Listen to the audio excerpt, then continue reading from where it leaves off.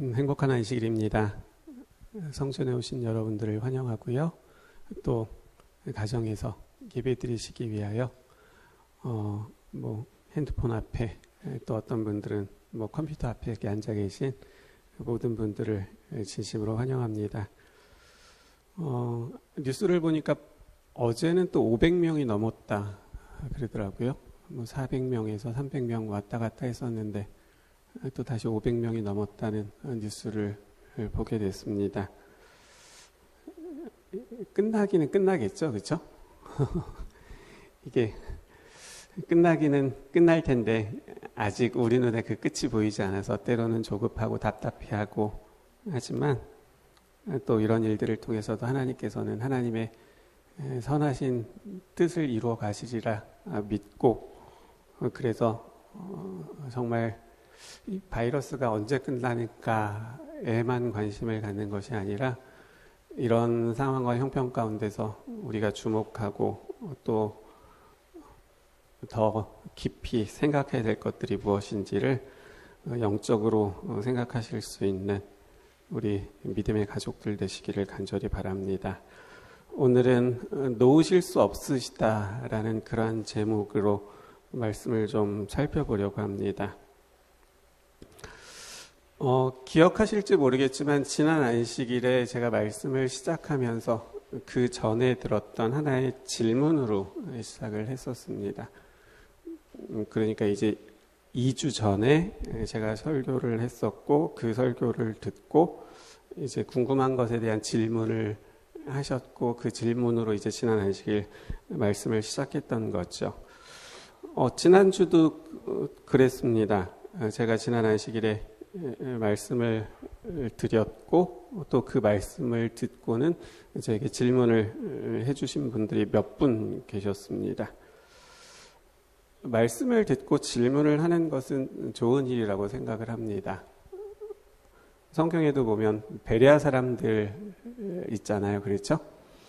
이 사도행전 17장에 나오는 베레아 사람들은 말씀을 듣고는 그 말씀이 정말 그러한가 묵상하고 또 말씀을 펴서 살피고 했었던 그 베레아 사람들 같기 때문에 그런 거죠. 저에게도 이제 제가 전달하려고 했었던 메시지와 저는 이제 한 시간 동안 제 얘기만 하고 내려가잖아요. 그렇죠? 그리고 이제 제가 전달한 것이 이제 어떻게 들렸는지 사실 제가 잘 모르거든요. 근데 이제 그렇게 질문을 해주시거나 자기 생각을 말씀해 주시면 내가 전달하려고 했던 것들이 어떻게 전달됐는지를 알 수 있게 되고요. 혹 제가 이건 내가 이렇게 설명했어야 되는데 이렇게 전달했어야 되는데 라고 혹 이제 부족한 부분들을 알게 되기도 하기 때문에 그렇습니다. 지난주에 제가 받은 질문은 이런 것이었습니다. 좀 일부만 약간 소개해드리면 이렇습니다. 저도 설교를 드리며 제 생각과 좀 다른 부분이 있어서 말씀드립니다. 그 부분은 하나님이 참으시다, 결국 손을 놓으신다는 부분인데요. 하나님은 어떤 사람도 어떤 상황에서도 결코 손을 놓거나 포기하지 않으신다는 거죠. 저는 이리 받아들입니다. 라면서 이제 생각을 저에게 이렇게 이야기해 주셨습니다. 하나님은 어떤 사람도 어떤 상황에서도 결코 손을 놓거나 포기하지 않으신다는 거죠. 사람들이 죄를 짓습니다. 사람들이라고 할 것도 없잖아요. 우리가 죄를 짓죠, 그렇죠? 고개를 좀 심하게 끄덕거리는 분도 계시고 나는 그래도 좀 덜 졌는데 하시는 분도 계시고 그런 것 같습니다. 우리가 죄를 짓습니다. 그럼 하나님은 어떻게 하시죠? 여러분, 죄 지시면 하나님 어떻게 하시던가요?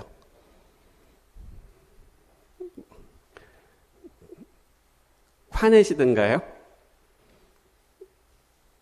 그렇지 않습니다. 그렇죠? 이번에는 내가 봐줄 테니까 너 다음에는 조심해. 그렇게 말씀하시던가요? 그것도 아닙니다. 그러면 우리가 죄를 지으면 하나님은 어떻게 하시죠? 어떻게 하시죠? 여러분 어떻게 하시던가요? 하나님은 내가 죄를 짓든 안 짓든 관심도 없으셔가지고 내가 죄 지은 것도 모르실 거야. 뭐 그러시든가요? 그렇지 않습니다. 우리가 죄를 지으면 하나님은 우리에게 은혜를 주십니다. 우리가 죄를 더 많이 지으면 어떻게 돼요? 은혜를 더 주십니다. 바울이 그랬잖아요. 뭐라고 말을 했어요? 죄가 더한 곳에 은혜가 더욱 넘쳤다라고 말씀하시죠. 그래서 죄를 우리가 많이 짓게 되면 하나님께서는 은혜를 더 주시는 거죠. 아이가 말을 안 듣습니다. 그럼 엄마는 어떻게 하죠? 괜찮아. 다음에는 그렇게 하지 마. 그렇게 말합니다. 그렇죠? 근데 말을 또 안 듣고 또 안 들으면 어떻게 합니까? 그럼 또 이제 또 달라질 거예요. 어떤 엄마들은 그래도 괜찮아. 다음에 그러지만 하는 엄마도 있고, 너 지난번에 엄마하고 안 하기로 약속했잖아면서 이게 조금 화를 내는 엄마도 있을 겁니다. 근데 그 아이가 또 같은 잘못을 계속해서 반복하면 결국은 어떻게 될까요? 결국에는 이제 화를 내겠죠. 그렇죠? 그럼 하나님은 어떻게 하십니까? 한 번은 베드로가 예수님에게 물었습니다. 몇 번까지 용서해 줄까요? 한 7번까지 해주면 괜찮을까요? 묻습니다. 당시 사람들은 몇 번까지 용서해 줬어요? 3번이요. 그래 보통 일반적으로 한 3번 정도 용서해 주면 된다고 생각했어요. 그래서 베드로는 7번이라고 말한 거예요. 그래도 나는 좀 다르다라고 말한 거죠.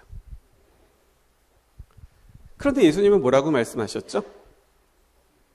70번씩 7번이라도 용서해 주라고 말씀하셨습니다. 그 말은 70번씩 7번, 490번 그 정도는 해야 된다 말씀하신 걸까요? 그렇지 않습니다. 그러면요, 베드로가 이렇게 물었으면요, 예수님 70번씩 7번 용서해 주면 될까요? 라고 물었다면 예수님 뭐라고 대답하셨을까요? 아예 시작부터 처음부터 베드로가 70번씩 7번 용서해 주면 될까요? 라고 그렇게 물었다면 예수님 뭐라고 대답하셨을까요? 아마 예수님은 700번씩 7번 용서해 줘라 그렇게 말씀하셨을 겁니다. 베드로가 그러면 700번씩 7번 용서해 주면 될까요? 라고 물으셨다면 그거보다 또 10배를 더 말씀하셨을 겁니다. 700번, 7000번, 아니 그 이상 7만 번이라도 용서해 주라고 그렇게 분명 말씀하셨을 거다 라고 우리가 그렇게 믿는 이유가 있습니다. 그것이 우리가 지난 몇 번의 시간을 통해서 여러 번 살펴봤던 요한복음 12장 47절 말씀입니다. 요한복음 12장 47절 기억하시죠? 사람이 내 말을 듣고 그 다음 뭐죠?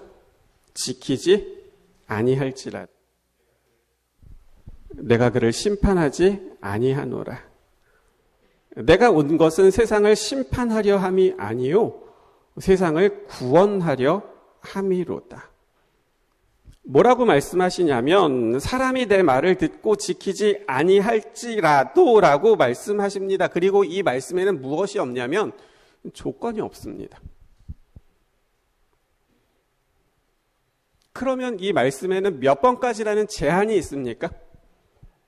그렇지 않습니다. 조건이 없다는 거예요. 제한이 없다는 거죠. 사람이 내 말을 듣고 지키지 아니할지라도 그럴지라도 나는 심판하지 않는다. 나는 그 사람을 뭐 할 것이다? 구원하려고 할 것이다 말씀하시는 거죠. 안 듣는데요. 말씀을 안 듣는데요. 말씀을 안 지키는데요. 그런데도 왜 심판하지 않고 그런데도 왜 구원만 하려고 하십니까? 하나님께서 왜 그렇게 하시죠? 말씀을 안 듣는데 지키지도 않는데 그런데도 그런 사람을 심판하지 않으시고 그런 사람을 구원만 하겠다고 나는 그 사람을 구원만 하겠다고 말씀하시는 이유는 무엇일까요? 그것은 그 사람들이, 아니요, 이 자리에 앉지 않은 우리들이 누구기 때문에 그런 거예요?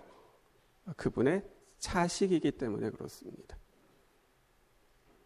자식이기 때문에 그런 거죠.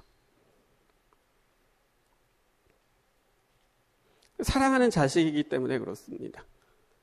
시편에 보면 뭐라고 기록하셨어요?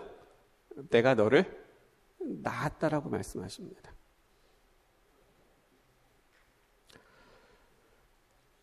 낳은 자식을 포기할 수 있습니까? 부모가요? 포기하지 못합니다. 그렇기 때문에 하나님도 사람을 포기할 수 없으십니다. 그렇게 못하시죠. 만약에 하나님이 사람들을 포기할 수 있으셨다면 진즉 에덴 동산에서 하셨을 겁니다. 포기할 수 있으셨다면 에덴 동산에서 그렇게 하셨을 겁니다. 그런데 포기할 수 없으신 거죠. 그 자식이 죄를 지어 죽게 된 것을 보실 수 없으신 겁니다. 그것을 감당하실 수 없으셨던 거죠. 그렇기 때문에 어떻게 하셨어요? 대신 죽으실 것을 약속하셨고 그 약속을 십자가에서 이루셨던 거죠. 그래서 예수님께서 십자가 위에서 돌아가시면서 하셨던 말씀이 무슨 말씀이었어요? 요한복음 19장에 나오는 대로 다 이루었다고 말씀하신 겁니다. 그것을 다 이루신 거죠. 그런데도 손을 놓는다라는 표현을 저희가 지난 안식일에도 사용했고 그 전 안식일에도 손을 놓으셨다라는 표현을 사용했습니다. 이렇게 포기할 수 없으신데 손을 놓으셨다라고 말씀하는 그 의미는 무엇일까요? 그것은 선택의 자유를 존중하신다는 뜻인 거죠. 다시 말하면 하나님을 선택하지 않는 그 자유를 하나님은 존중해 주시는 거죠. 진정한 사랑은 내가 원하는 것을 강요하는 것이 아니라 상대방이 선택하지 않은 것을 인정해주고 그것을 받아들이는 것이기 때문에 그렇습니다. 그렇기 때문에 하나님께서는 선악을 알게 하는 그 나무를 에덴 동산에서도 어디에 두셨어요? 가운데 두셨습니다. 보이지 않는 곳에. 그냥 아무리 찾아도 잘 찾지 못하는 곳에 두실 수도 있으시잖아요. 그게 뭐 어렵겠습니까? 그렇죠? 그런데 하나님께서는 그것을 에덴 동산의 가운데 두셨습니다. 창세기 2장 9절 이렇게 기록합니다. 여호와 하나님이 그 땅에서 보기에 아름답고 먹기 좋은 나무가 나게 하시니 동산 가운데에는 생명나무와 선악을 알게 하는 나무도 있더라. 그렇기 때문에 생명나무가 그 동산 가운데 있었고 그 가운데 또 무엇이 있었냐면 선악을 알게 하는 나무가 그 가운데 있었던 것이죠. 하나님께서 아담을 창조하시고는 이렇게 말씀하시는 겁니다. 아담아, 내가 너를 창조했어. 내가 너를 사랑하기 때문에 창조한 거야. 나는 영원히 너를 사랑할 거야. 그런데 아담, 나는 이렇게 너를 사랑하지만 너는 내가 너를 사랑하는 그 사랑이 너는 마음에 들지 않을 수 있잖아. 너는 원하지 않는데 내가 사랑하는 것을 네가 받아들여야만 한다면, 네가 원하지 않는데 내가 사랑한다고 받아들여야만 한다면 그건 너에게 아주 힘든 고통일 수 있잖아. 그렇기 때문에 나는 너에게 나를 사랑하지 않을 자유를 줄 거야. 그것이 바로 이 선악을 알게 하는 나무의 열매를 내가 선택해서 먹는 거야. 사랑하지 않는 사람과 함께 있는 것이 얼마나 고통스럽겠니? 그렇기 때문에 사랑하지 않는 사람들은, 사랑하는 사람들은 같이 있어야 되지만 사랑하지 않는 사람들은 같이 있으면 안 되는 거예요. 왜냐하면 같이 있는 것 자체가 고통이기 때문에. 그렇기 때문에 나는 사랑하지만 나를 사랑하지 않는 사람들은 그래서 나와 함께 있지 못하고 나하고 분리되는 거야. 그런데 너는 스스로 존재할 수 있는 사람이 아니잖아. 그렇기 때문에 네가 나하고 분리되면 너에게는 죽음이 찾아올 수밖에 없어.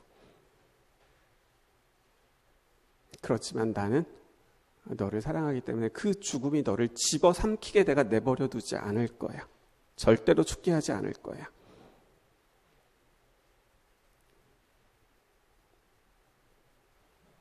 너는 사단의 꾀임에 넘어가 그 열매를 먹었지만 네가 꾀임에 넘어가서 먹었기 때문에 나는 너에게 다시 기회를 줄 거야.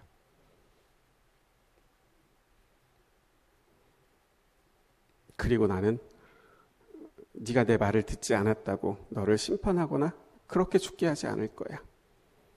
네 인생을 살 수 있게 할 거야. 그러면서 나는 기다릴 거야. 네가 나를 다시 선택해 주기를.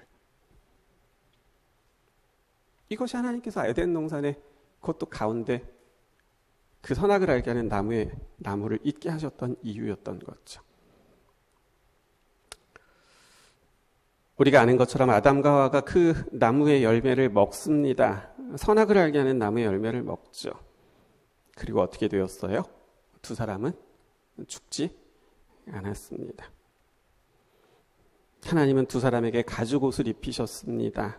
그리고는 에덴 동산 밖에서 살게 하셨습니다. 에덴 동산 밖에서 살게 하신 것은 두 사람이 죄를 지었기 때문에 보기 싫어 나가. 우리는 그러잖아요, 그렇죠? 저도 어렸을 때 몇 번 쫓겨난 적 있거든요. 밥 먹는데 막 편식한다고 막 투정 부린다고 나가 그러는 거예요. 그래서 나갔죠. 우리는 그래요. 마음에 들지 않으면 소리칩니다. 나가.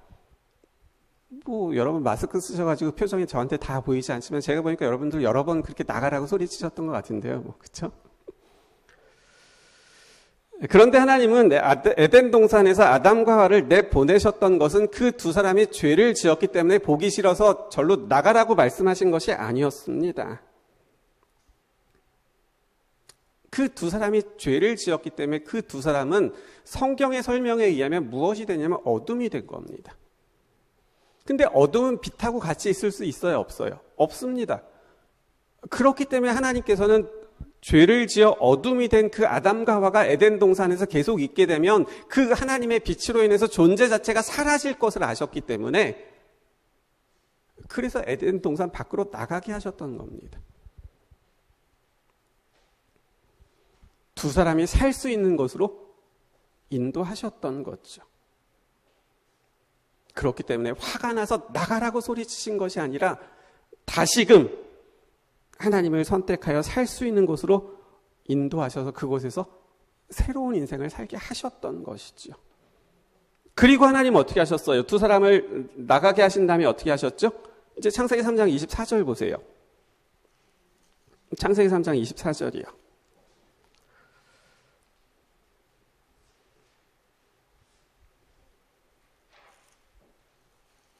(24절입니다) 같이 읽어볼까요? 이같이 시작.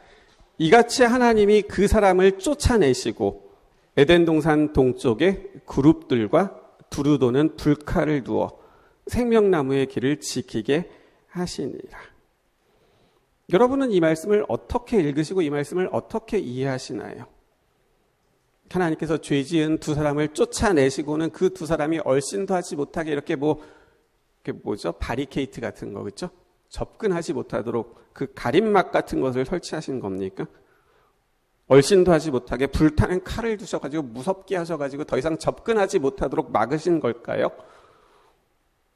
읽은 말씀을 보면 그냥 그렇게만 보입니다. 쫓아내시고는 불칼을 두셔서 오지 못하게 접근하지 못하게 막으신 것처럼 보이죠. 그런데 사실은 그렇지 않습니다. 오실자의 표상이라는 책에는 이 부분을 이렇게 설명하고 있습니다. 하나님께서 에덴의 동쪽에 두신 첫 번째 것은 그룹들이었다. 그쵸? 하나님께서 무엇을 거기에 두셨어요? 그룹들을 두셨습니다. 이렇게 설명합니다. 그룹들은 하나님의 임재를 옹유하는 존재들이다. 그룹 사이에 좌정하신 자여, 여호와께서 그룹 사이에 좌정하시니 그러므로 그룹들은 현존하시는 하나님을 받들고 수종드는 무리를 대표하는 상징적인 존재로 거기에 서 있었다. 하나님께서 그곳에 두신 또 다른 하나는 두루 도는 불칼, 즉 화영검이었다. 이 말의 원어를 문자적으로 번역한다면 칼의 번쩍임, 즉 칼처럼 번쩍거리는 빛이 된다. 그러므로 그 에덴 동산 입구에 문자적인 칼이 있었던 것이 아니라 눈으로 보기에 번쩍번쩍 돌아가는 칼처럼 빛나는 광채가 있었던 것이다. 이 광채는 하나님의 존재 자체의 빛으로서 나중에는 쉐키나라고 일컬어졌다 라고 설명하고 있습니다. 그러면서 결론적으로 이렇게 요약합니다. 그러면 이 그룹들과 화영검은 무엇을 말해주는가? 그것들은 의심할 여지 없이 가장 간소한 구조의 제단, 즉 원초적인 형태의 성소를 보여주는 것이다. 좀 더 구체적으로 말하면 성막의 가장 중요한 부분인 지성소가 거기 있었던 것이다 라고 설명하고 있는 것이죠. 그러니까 창세기 3장 21절에 하나님께서 가죽옷을 지어 입히신 다음에 두 사람을 내어보내시고 그곳에 그룹들과 그 다음에 불칼을 두셔서 접근하지 못하도록 두신 것이 아니라 그곳에 무엇이 있었던 거예요? 그룹들이 있었던 것이고 번쩍이는 칼에 번쩍거리는 그 빛이 있었던 것이죠. 그리고 그 칼과 그 빛은 그 그룹들은 어디서 발견되는 것이에요? 그것은 성소 가운데서도 특별히 지성소에서 발견되는 것들이죠. 그래서 그것은 하나님께서 그 두 사람을 내보내신 이후에 만드셨던 성소였다는 겁니다. 그렇기 때문에 에덴 동산의 동쪽에 있었던 그룹들과 번쩍거리는 불칼들은 절대로 오면 안 된다는 금지를 뜻하는 게 아니라 하나님께서 그곳에 무엇을 만들어 두신 거냐면 성소를 만들어 두셨던 거죠. 여러분 성소 아시잖아요. 성소는 어떤 곳이에요? 하나님께서 모세에게 뭐를 지으라고 말씀하셨어요? 성소를 지으라고요. 성소를 지으라고 말씀하시면서 뭐라고 말씀하셨어요? 출애굽기 25장 8절에 보면 내가 그들 중에 거할 성소를 지으라고 말씀하셨던 겁니다. 그래서 성소는 무엇인가 하면 죄를 지어 어둠이 되었기에 하나님을 만날 수 없게 된 사람들을 만나시기 위하여 하나님께서 친히 마련해 놓으신 장소라는 겁니다. 빛과 어둠을 만날 수 없어요. 그러면 어둠은 존재 자체가 사라져버려요. 그런데 그 빛과 어둠이 만날 수 있는 곳이 있어요. 그곳이 어디라는 거예요? 그곳이 성소라는 겁니다.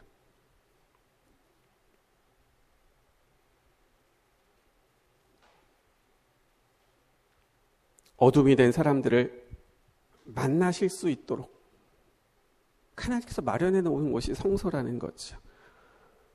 그렇기 때문에 창세기 3장 24절에 나오는 그룹들과 불칼들은요, 에덴 동산을 떠난 아담과 하와, 즉 그 죽게 된 그 자식들을 만나기 위해서 하나님께서 당신의 보좌를 그곳으로 옮겨 놓으신 것을 보여주는 것이었습니다. 죄를 지었지만, 그래서 너희가 떠나가게 되었지만 그래도 내가 너와 함께 하겠다는,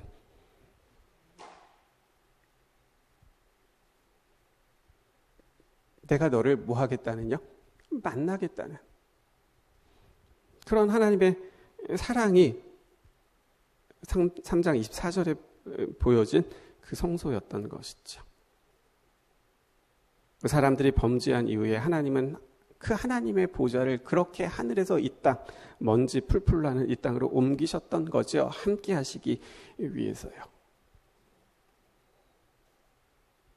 이런 하나님이 사람들을 포기할 수 있으셔요? 포기 못 하십니다. 하나님이 이런 사람들을 어떻게 포기하십니까? 포기할 수 없으셔서 자기 아들까지 주셨잖아요. 그런데요, 포기할 수 없으신 그분께서 뭐 하실 때가 있냐면 손을 놓게 되시는 때가 있다는 겁니다. 이제 그 부분을 좀 살펴보겠습니다. 이제 에스겔을 좀 보세요. 에스겔 8장 보세요. 포기하지 못하시는 하나님이 그 손을 놓게 되시는 일들이 있는 거죠. 8장 4절하고 5절입니다.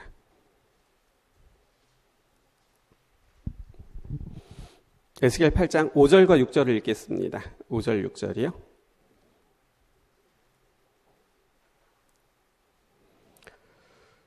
구약성경 1159쪽에 있습니다. 에스겔 8장 5절, 6절입니다. 그가 내게 이르시되 인자야 이제 너는 눈을 들어 북쪽을 바라보라 하시기로 내가 눈을 들어 북쪽을 바라보니 제단문 어귀 북쪽에 그 질투의 우상이 있더라. 6절입니다.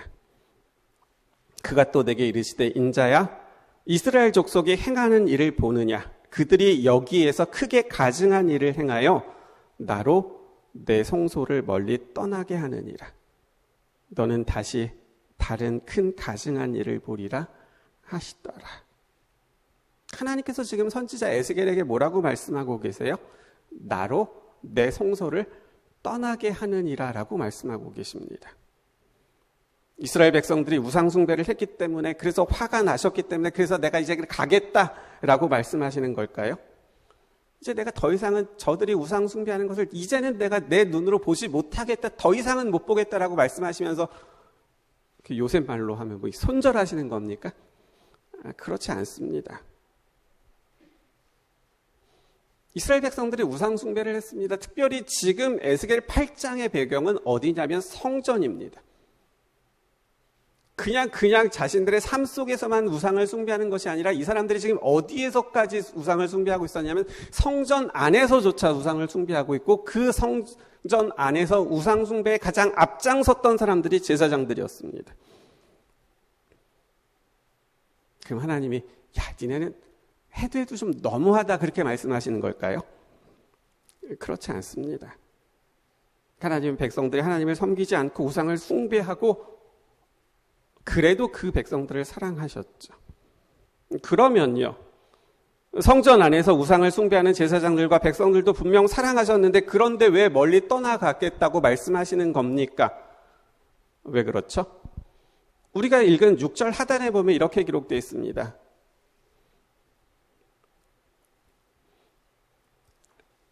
그들이 여기에서 크게 가증한 일을 행하여 나로 내 성소를 멀리 떠나게 하느니라. 그리고 뭐라고 기록하고 있어요? 너는 다시 다른 큰 가증한 일을 보게 될 것이다 라고 말씀하신 겁니다. 무슨 뜻일까요? 무슨 뜻이죠? 더 큰 가증한 일을 보게 될 것이다. 에스겔이 지금 보고 있는 것도 감당하기 어려운데 성전 안에서 제사장들이 우상을 숭배하고 있는 그 모습을 에스겔은 자신의 눈으로 보고도 믿기 어려운데 하나님께서는 지금 뭐라고 말씀하시는 거예요? 더 큰 일을 보게 될 것이다 라고 말씀하시는 거죠. 무슨 뜻인가 하면 이제는 저 사람들에게 동일한 기회가 주어져도 돌이키지 않을 것이 100% 확실해졌다는 겁니다. 그랬을 때 하나님은 그 사람들의 선택을 존중해 주시는 것이죠. 그래서 하나님은 에스겔에게 나로 내 성소를 떠나게 하느니라라고 그렇게 말씀하셨던 겁니다. 바울은 이런 하나님의 모습을 이렇게 설명합니다. 그것이 고린도전서 13장 4절과 5절에 나옵니다. 이런 하나님의 모습을 바울이 고린도전서 13장 4절과 5절에서 설명합니다. 신약성경이요. 고린도전서 13장 4절과 5절 제가 읽습니다. 사랑은 오래 참고 사랑은 온유하며 시기하지 아니하며 사랑은 자랑하지 아니하며 교만하지 아니하며 무례히 행하지 아니하며 자기의 유익을 구하지 아니하며 성내지 아니하며 악한 것을 생각하지 아니하며 라고 기록하고 있습니다. 지금 읽어드린 4절과 5절 말씀 가운데 우리가 주목해야 될 단어 하나가 있습니다. 오래 참고 온유하고 시기하지 않고 자랑하지 않고 교만하지 않고 무례히 행하지 않고 자기 유익을 구하지 않고 성내지 아니하고 악한 것을 생각하지 않는 것이 사랑이라고 말씀하신 이 4절과 5절 말씀 가운데 우리가 주목해야 될 단어 하나가 있다는 것이죠. 그것은 무엇인가 하면 5절에 나오는 무례히 행하지 않는다는 것입니다. 무례히 행하지 않는다는 말의 의미는 뭘까요? 그것은 상대방의 선택을 존중한다는 뜻입니다. 생각해 보세요. 너무 좋아하는 사람이 옆에 있어요. 또 여러분이 가장 사랑하는 사람이 옆에 있어요. 그래서 그 사람의 손을 잡고 싶은 거예요. 그런데 불행하게도 그 사람은, 내가 너무 사랑하는 그 사람은 나를 사랑하지 않아요. 다른 사람을 사랑해요. 삼각관계죠, 그렇죠? 나는 너무 좋아하고 사랑해서 그 손을 잡고 싶은데 이 사람은 나를 좋아하지 않고 다른 사람을 좋아하고 다른 사람의 손을 잡고 싶어 하는 거예요. 근데 내가 좋아하고 내가 사랑한다고 그 사람의 손을 계속 잡고 있으면 어떻게 돼요? 그래도 내가 사랑하는 거 이해해 줄 거야 하고, 그래도 나는 못나고 계속 그렇게 잡고 계속 그렇게 고집하면 그럼 되는 거예요? 안 되는 거예요? 안 되는 거잖아요. 내가 나를 사랑하지 않는 사람을 내가 사랑한다고 그 사람의 손을 계속 잡고 있으면 상대방은 나를 뭐하다고 생각할 거예요? 당연히 무례하다고 생각하게 되죠. 하나님은 사랑하세요. 아들까지 줄 만큼 사랑하세요. 끝까지 사랑하세요. 무슨 죄를, 무슨 잘못을 한다 할지라도 그것을 가지고 벌하지 않겠다고 이미 약속하셨고 계획하셨고 다 이루셨어요. 그런데도 사람들이 하나님을 뭐 하지 않아요? 받아들이지 않습니다. 선택하지 않습니다. 아니, 하나님을 싫어합니다. 그런데도 하나님께서 그 사람의 손을 끝까지 고집해서 잡고 계시면 어떨까요?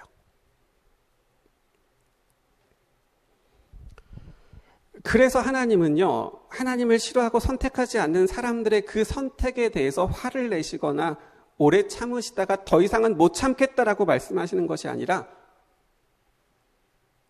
내 마음과 사랑은 변하지 않지만 그럼에도 불구하고 네가 그것을 받아들이지 않기 때문에 그 잡으셨던 손을 놓게 되시는 겁니다.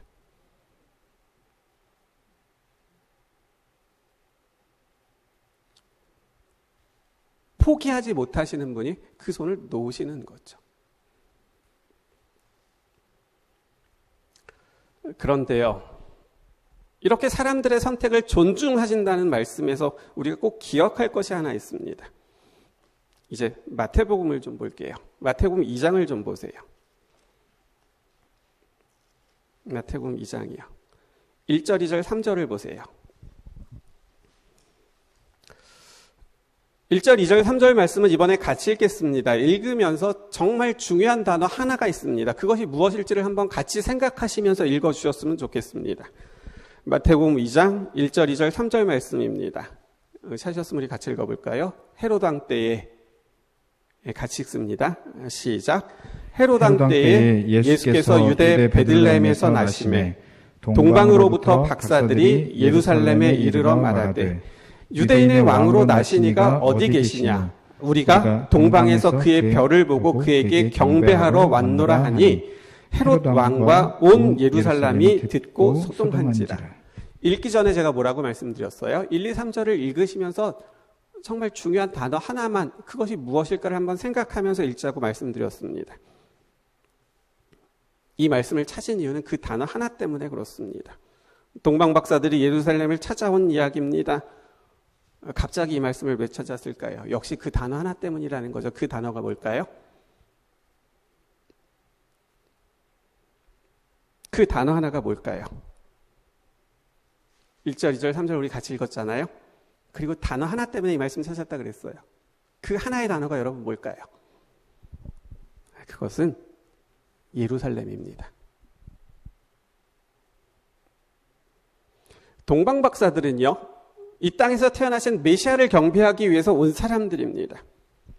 동방 박사들은 메시아가 어느 곳에서 탄생하셨는지 장소를 알았어요, 몰랐어요?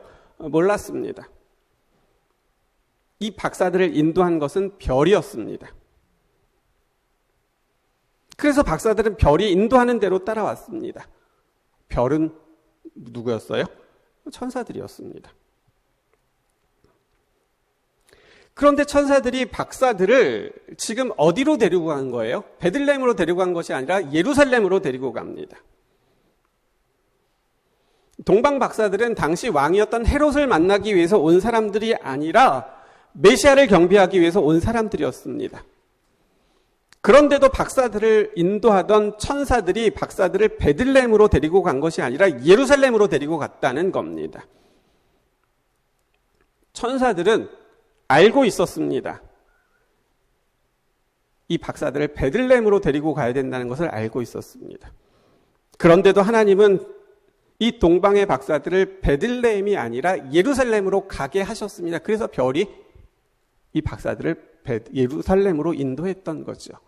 이유가 있었습니다. 사실 예수님께서 탄생하셨을 때 동방에서 왔던 이 박사들보다 먼저 예수님을 경배한 사람들이 있었습니다. 첫째는 베들레헴의 들판에서 양을 치던 목자들이었습니다. 둘째는 성전에 있었던, 예루살렘 성전에 있었던 시몬과 나이 많은 안나였습니다. 이 들판에 있었던 그 목자들이 탄생하신 예수님을 어떻게 경배할 수 있었어요? 천사들이 알려줘서요. 누가복음 2장에 나오죠? 그 시몬과 나이 많은 안나가 그 아이가 예수라는 것을 어떻게 알았어요? 메시아라는 걸 어떻게 알았어요? 역시 천사가 알려줘서 알았습니다. 그러면요, 예루살렘에 살고 있었던 많은 제사장과 백성들은 어떻습니까? 예루살렘은 사람이 너무 많았기 때문에 천사들이 미처 다 알려줄 수 없었나요? 그래서 이제 온 건가요? 그렇지 않습니다. 시대소망에 이렇게 기록하고 있습니다. 천사들은 하나님의 택하신 백성의 땅에 왔다. 그러나 예루살렘은 그들의 구속주를 환영하기 위하여 준비하고 있지 않았다. 하늘의 사자들은 거룩한 진리의 빛을 세상에 나누어 주라는 부르심을 받은 하나님의 백성의 무관심을 놀라움으로 보았다. 유대민족은 그리스도께서 아브라함과 다윗의 혈통에서 나실이라는 것을 증거하는 백성으로서 보존되어 왔음에도 불구하고 그리스도의 강림이 이제 임박했다는 것을 알지 못했다. 성전에서 날마다 아침 저녁으로 드리는 제물은 하나님의 어린 양을 가리켰지만 거기서까지도 그를 영접할 준비가 되어 있지 않았다.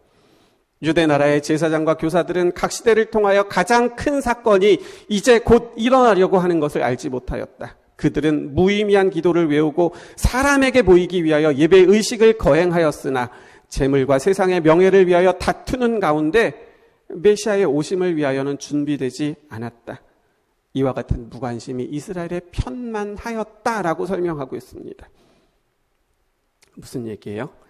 예수님께서 탄생하시기 전부터 천사들이 하늘에서 내려온 거예요. 그 기쁜 소식을 알려주기 위해서 내려온 거죠. 그러면 하늘에서 내려온 이 천사들이 제일 먼저 찾아간 곳은 어디였어요? 베들레헴이었어요? 그렇지 않았어요. 예루살렘이었어요. 예루살렘을 제일 먼저 찾아갔어요. 거기 다 있으니까요. 하나님의 백성들이 제일 많았고 성전이 제일 많았고 제사장들이 제일 많았고 거기 가장 많았으니까 거길 찾아간 겁니다.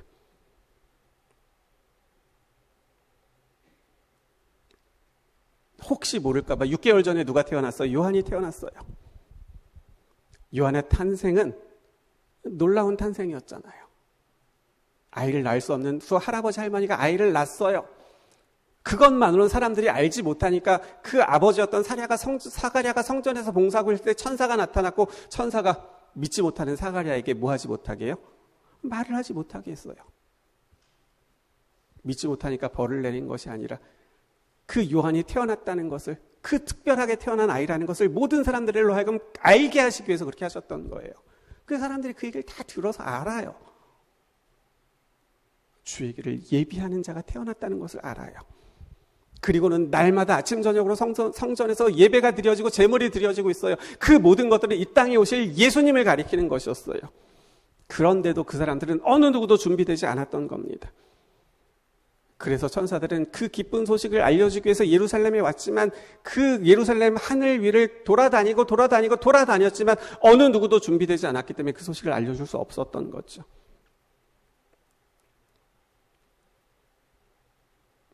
그런데도요, 하나님은 동방의 박사들을 베들레헴이 아니라 예루살렘으로 다시 먼저 오게 하셨던 겁니다.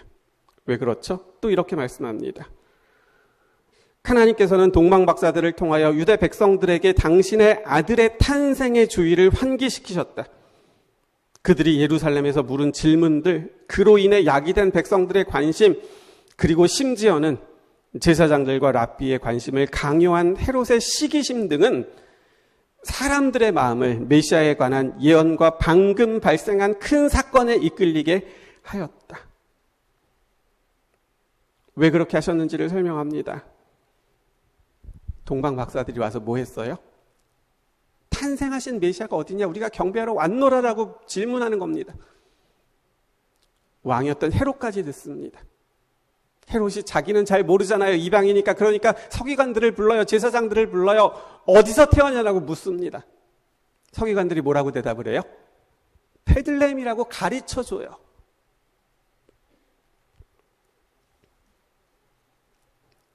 그렇게 가르쳐줘요. 그런데도 이 사람들은 지식적으로는 그렇게 알고 있었음에도 불구하고 뭐 했던 거예요? 이 땅에 오신 메시아에 대해서 아무런 관심이 없었던 것이죠. 어떤 준비도 되어 있지 않았습니다. 그런데 하나님은 그렇게 준비되지 않았던 그 백성들이라 할지라도 뭐 하지 않으셨던 거예요? 포기하지 못하셨던 거죠. 3절에 보면 헤롯 왕과 온 예루살렘이 듣고 소동했다고 기록하고 있습니다. 소동이라는 말을 표준 세번역 성경에서는 당황했다, 백성들도 당황했다라고 기록하고 있고 특별히 온 예루살렘이라고 설명하고 있습니다.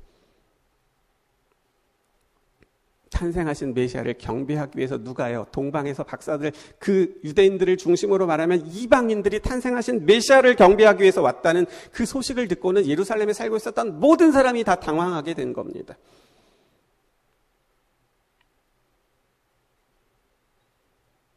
그래서 하나님은 박사들을 통해서 예루살렘에 있었던 지도자들과 백성들에게 다시 한번 기회를 더 주신 거죠.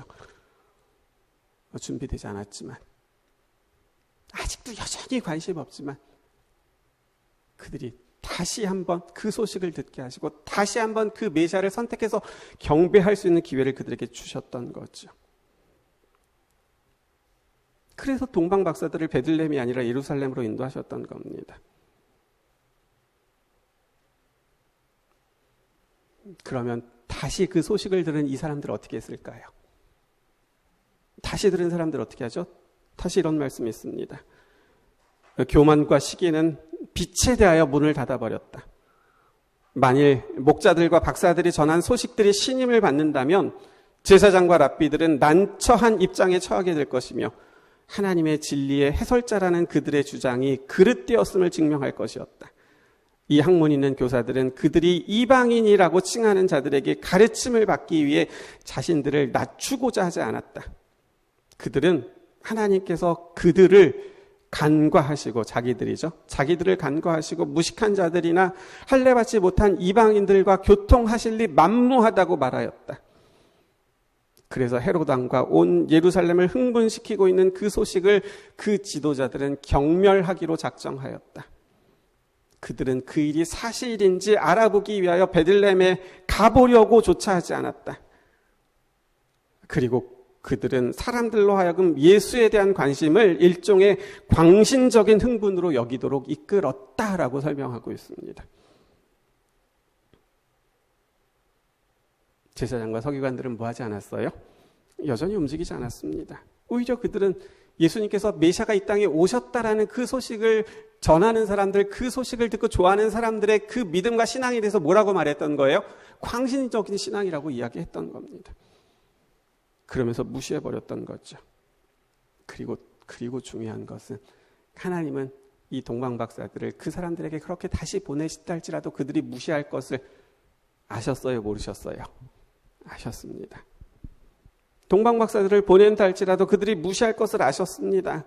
오히려 메시아가 탄생하셨다고 말하는 그 말들을 광신적인 흥분으로 여길 것도 아셨습니다.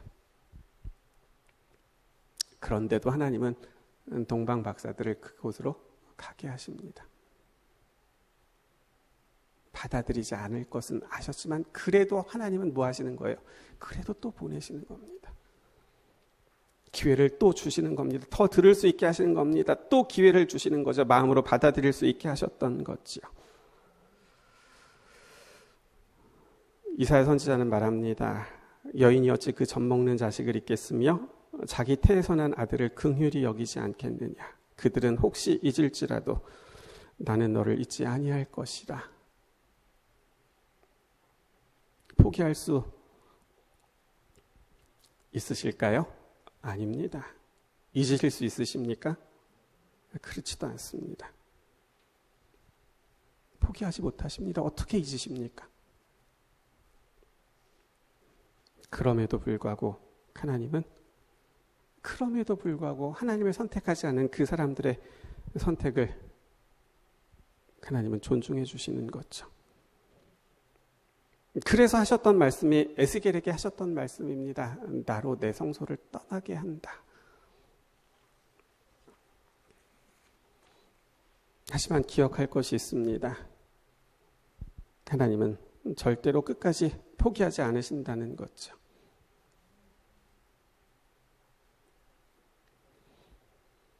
거절할 것이 확실한데도 동방에서 온 박사들을 예루살렘으로 보내십니다. 광신적인 흥분으로 여기면서 조롱할 것을 아셨는데도 보내십니다. 열리지 않는 마음의 문이지만 그래도 시간적으로 아직 끝이 되지 않았을 때 하나님은 끝까지 하나님의 최선을 다하시는 거죠. 포기하지 못하시고 두드리시고 또 두드리시고 두드리시는 것이죠. 지난주에 저에게 질문을 주셨던 분의 생각이 틀리지 않습니다. 맞습니다. 하나님이 우리의 손을 놓으실 수 없으십니다. 하나님 절대 우리를 포기하지 못하시고 우리의 손을 놓지 못하십니다. 하나님이 어떻게 우리의 손을 놓으십니까? 어떻게 포기하십니까? 그런데요, 하나님은 최종적으로 사람들이 하나님을 선택하지 않으면 그 선택을 하나님은 존중해 주십니다. 포기하지 못하시지만 그 선택을 존중해 주시는 거죠. 여러분, 그 하나님의 마음을 여러분 이해할 수 있으시겠습니까? 하지만 말씀드렸듯이 여기서 기억할 것이 있습니다. 참다가 화내시는 것이 아닙니다.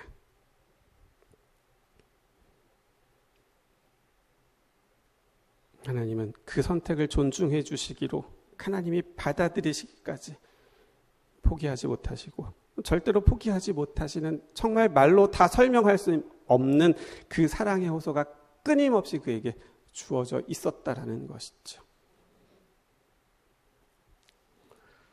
그렇기 때문에 오늘 우리가 주목하고 싶은 부분이 바로 예루살렘으로 박사들을 보내셨던 하나님의 마음입니다. 그 박사들을 베들레헴이 아니라 예루살렘으로 보내셨던 하나님의 마음인 것이지요. 그리고 그런 하나님이 오늘 우리에게 이렇게 말씀하십니다. 볼지어다 내가 문 밖에 서서 두드리노니 누구든지 내 음성을 듣고 문을 열면 내가 그에게로 들어가 그와 더불어 먹고 그는 나와 더불어 먹으리라. 내가 문 밖에 서서 두드리노니. 사랑하는 성도 여러분, 말씀하십니다. 내가 문 밖에 서서 오늘도 두드린다고 말씀하십니다. 오늘도 내 마음의 문을 두드리시는 그 하나님의 그 호소하시는 음성을 여러분 꼭 듣게 되시기를 간절히 바랍니다. 나 같은 사람도 포기하지 않으시겠다고, 절대 포기할 수 없다고 말씀하시면서 나 같은 사람도 포기할 수 없다고 말씀하시면서 오늘도 여전히 내 곁에 계신 그 하나님의 소리가 정말 우리의 마음 가운데 들려지게 되기를 간절히 바랍니다. 우리가 그 음성을 듣게 되기를 바랍니다. 우리가 그 음성을 듣고 우리의 마음을 하나님께로 여는 그 선택을 우리가 하게 되면 하나님은 우리에게 이렇게 약속하셨습니다. 이제 오늘의 마지막 말씀이고요. 계시록 3장 21절입니다. 계시록 3장 21절이요. 이기는 그에게는 내가 내 보좌에 함께 앉게 하여 주기를 내가 이기고 아버지 보좌에 함께 앉은 것과 같이 하리라. 우리가 한 것은 무엇뿐이에요? 하나님이 그러한 마음을 가지고 나를 향하여서도 문을 두드리시면서 마음의 문을 열기를 원하신다는 그거 하나 알고 그저 그분을 향하여 내 마음의 문을 열기로 선택한 것뿐인데, 그렇게 그 소리를 듣고 마음을 연고 문을 연 것뿐인데, 그렇게 하면 하나님께서는 우리 안에 들어오셔서 그분께서 모든 일들을 이루시고는 우리가 이기는 사람들이 앉는 그 자리에 앉게 해주시겠다고 약속하셨다는 것이지요. 사랑하는 성도 여러분,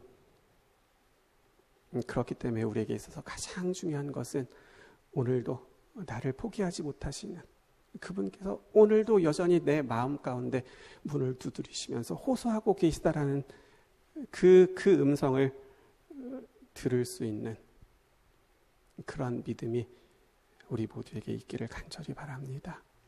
우리가 할 수 있는 것은 단 하나, 이런 나도 하나님께 사랑하셔서 내 마음의 문을 오늘도 두드리고 계시다라는 사실을 깨닫고, 하나님, 제가 할 수 있는 것은 아무것도 없지만 제가 결심한 것들 어느 것 하나 이루지 못할 만큼 연약하고 부족하지만 지었던 죄들을 또 반복하고 또 반복하고 또 반복하면서 살아가면서 이런 내 자신을 내가 싫어하기만큼 그렇게 살아가고 있지만, 이런 나를 포기하지 않으시고 이런 내가 주님을 향하여 문을 열면 내 안에 들어오셔서 우리도 이기고 승리하는 삶을 살게 해주겠다고 약속하셨으니, 하나님 그 약속의 말씀이 정말 내게도 이루어질 수 있도록 도와주세요라고 기도하게 되시는 우리 모두가 되시기를 바라면서 오늘 말씀을 마치겠습니다.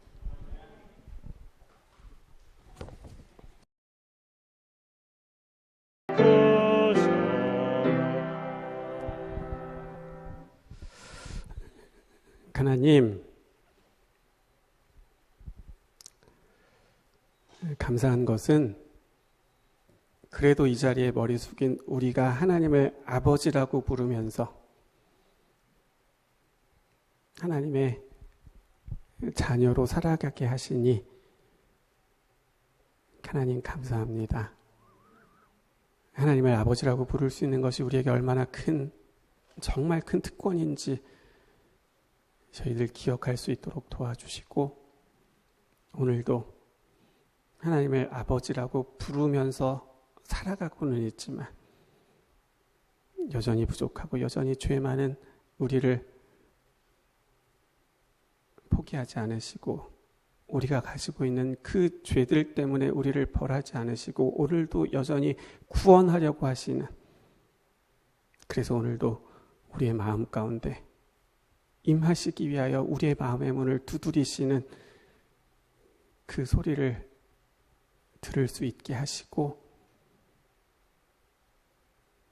정말 우리의 의지로, 우리의 믿음으로 내 마음을 하나님께 드리기로 선택할 수 있는 우리 모두 될 수 있도록 하나님 도와주시옵소서. 우리가 읽은 계시록 3장 21절 말씀을 보면 문을 열고 났을 때 주님께서는 우리 안에 들어오셔서 우리로 하여금 이기는 삶을 해주시겠다고 약속하셨고, 그 말씀에 보면 우리가 무엇을 해야 되고 우리가 얼마나 노력해야 되고 우리가 얼마나 변화되어야 되는지에 대한 그런 조건이 없음을 저희들 기억하게 됩니다. 하나님, 그저 우리가 할 수 있는 것은